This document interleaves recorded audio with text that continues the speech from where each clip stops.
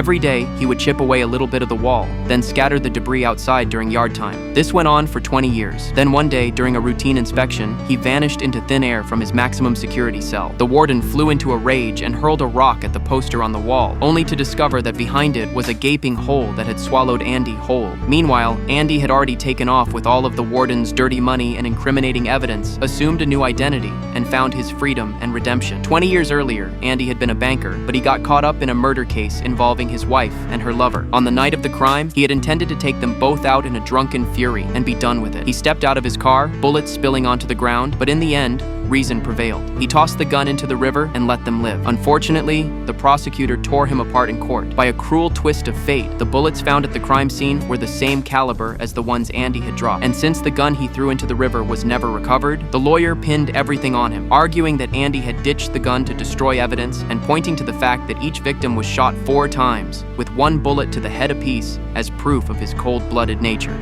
The judge bought it hook, line, and sinker.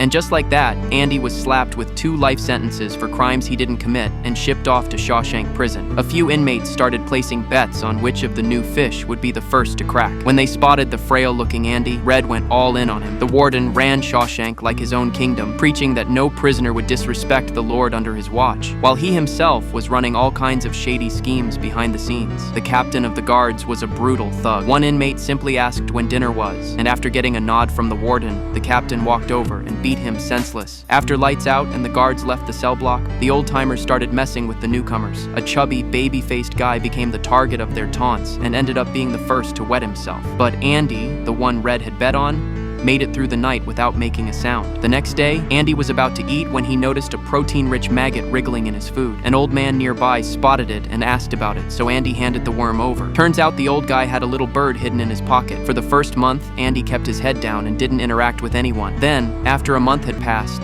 he sought out Red. Red was the guy who could get you anything in Shawshank. Whatever you needed, he could make it happen. Andy wanted a rock hammer for carving. Red figured he was planning an escape, but Andy just smiled and said, "You'll understand